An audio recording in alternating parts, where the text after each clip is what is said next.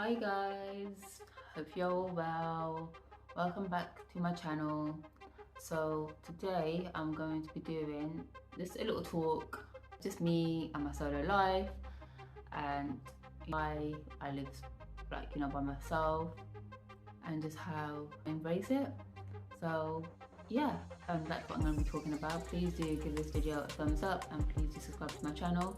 So I'm just gonna get right into the vlog, but first of all I would just like to say please don't mind my big spot that I have over here. It has just been so annoying, like literally it is just not going. It's just one of those spots that is under your skin and you can't really do anything about it. You have to kind of just leave it and let it be. But yeah, it's just so annoying. But anyway, and also you do have to mind my hair because I feel like my hair is also looking a bit of a mess today, but the weather outside has also been terrible as well. It's just been raining all day, but it is what it is, and it is that time of the year, so there's no point in complaining. So basically, the reason why I live by myself is because I was married and then I got divorced. So then after I got divorced, and I was living at, well, not even after I got divorced, when I split up with my ex, I did move back home to my parents' house. They live in Birmingham, and I stayed with them for about 6 months, I think. And then after that, I was just like, okay, I need to get out of here, because as much as I love my parents and as much as I love them, I don't need to be pampered. Like, I need like more of a challenge. So then I decided that, right, I need to do something, a bit out of my comfort zone, and I just need to do something a bit more challenging instead. So I decided to move to London. I was living in London originally because that's where my ex lived. However, I always just thought to myself, even before, that I don't ever want to live in London by myself, because it just seemed like a big old scary place. But yeah, that's what I ended up doing, and it all happened really quite quickly.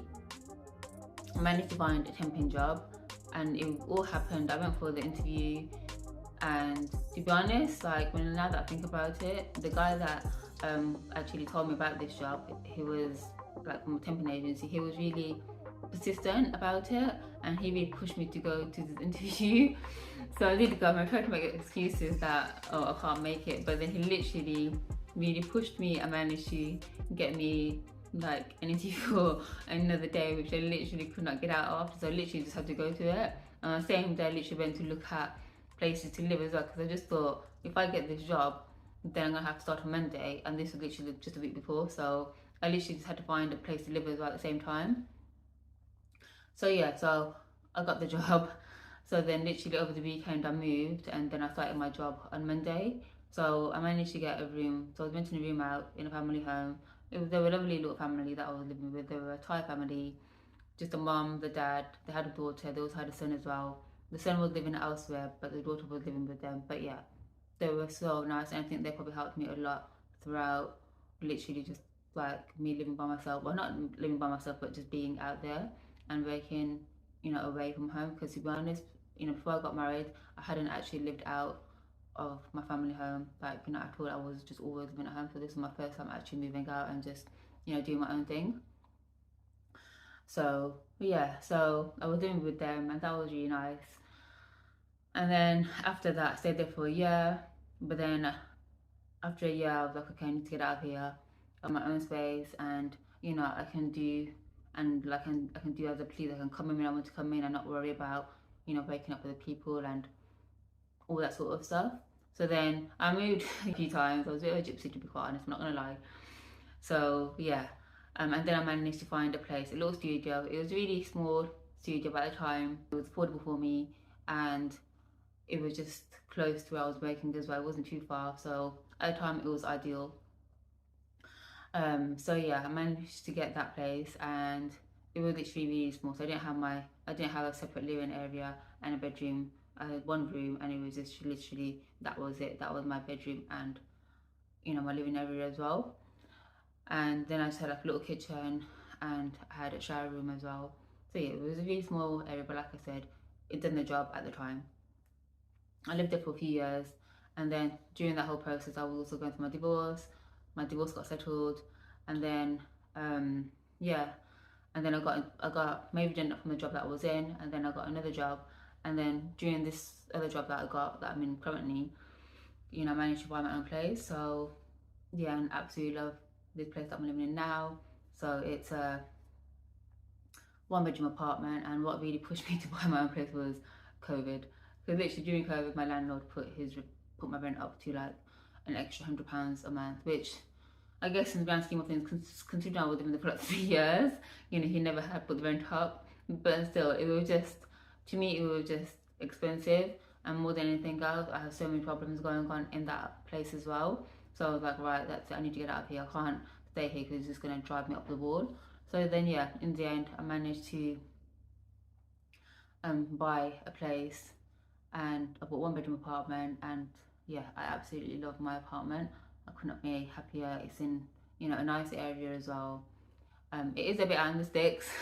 I'm not gonna lie, because there's a lot of trees and there's not, you know, much local stuff in terms of like, if I wanted to get takeaway and order it from Uber, I can do. However, compared to where I was living before, there's not a lot of choices. So, you know, it's slim pickings. So to be honest, I hardly ever order any takeaways because, yeah, like I said, there's just not many choices. So that's quite good, because then it means I'd have to order at least like a minimum order of £15, which, you know, if I want to get McDonald's, like, I'm not going to order £15 worth of food from McDonald's for myself. That's just ridiculous. So yeah. So then and to be honest, like, I am so much more happier than I was, you know, when I was married. To be honest, I think when I was married, I don't think I was in a good state of mind.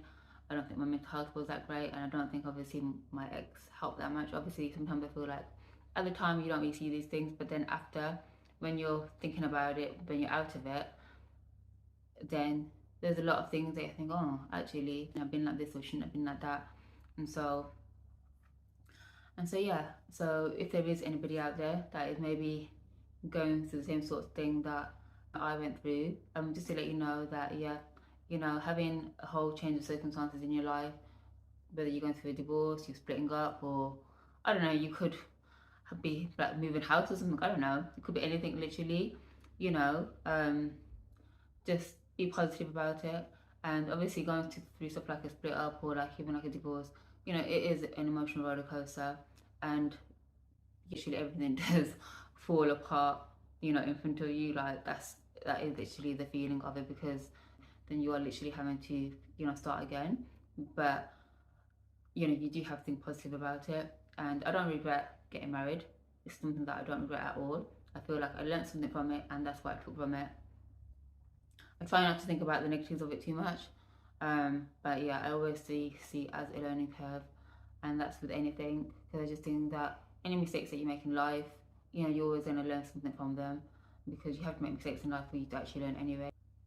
So yeah, and I always try and, you know, turn negatives into positives, because otherwise it's not good for you to be negative all the time, and then it's just going to have such an effect on you as well. So it's always good to try and stay as positive as possible, and we'll get to the end of it and you will see the light at the end of the tunnel, and it will always be like better as well. So obviously it will take time, it's not going to happen straight away, but it does happen eventually.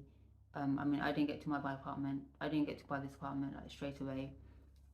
You know, it did take time, but you know, now like I couldn't be happier. So yeah, and I absolutely love, you know, living by myself. It is the greatest thing ever, and I wouldn't have it any other way. Not that I'm saying, you know, if I meet somebody, I wouldn't live with them. It might take me, you know, a bit of convincing. So yeah, but other than that, at the moment, yeah, I absolutely love living by myself. I just love the fact that I can do, you know, whatever I want to do, whenever I want to do it. I'm not committed to anybody. I only have to worry about myself, and I'm only committed to myself as well. And even when it comes to like stuff like, you know, I've got siblings, I've got 4 sisters and 1 brother, but most of them are married, and so, you know, they've all got kids, or most of them have got kids. So, you know, when you're married and you've got kids, you always have other commitments anyway, so they can't always go or come with me on something. So, you know, I've been to Paris before COVID. I went to Paris by myself. That was my first solo trip that I went on, which I actually really enjoyed. I was a bit scared, which is why I went so quite local. But you know what, it was really good. It was really good experience, and I'm so glad that I done it. You know, it just gives you so much more confidence, and it's always good to live a little bit or experience something maybe just a little bit out of your comfort zone.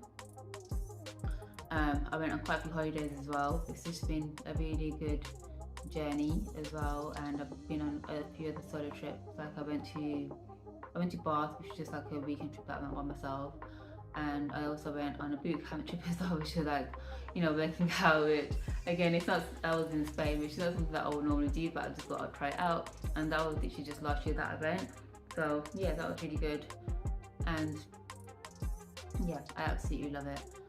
So let me know in the comment section below if there is anybody else on here that is also living alone, and you know, how is your journey going in terms of, you know, living alone, and do you have, like, you know, any hacks or tips or anything as well. And yeah, so that's it really, to be quite honest. I don't really have anything else, I don't think, but yeah, obviously if you guys do have any questions, please do let me know in the comment section below. And yeah, like I said, if there is anybody out there, you know, going through anything, just know you'll get better, and you will get to the end of it. It may take a bit of time, but you will get to the end of it, and you know, just think positive, because positivity is good basically. So yeah, hope you guys all enjoyed this video. If you did, please do give it a thumbs up, and also please do subscribe to my channel, and I will see you guys in the next vlog. Take care, bye.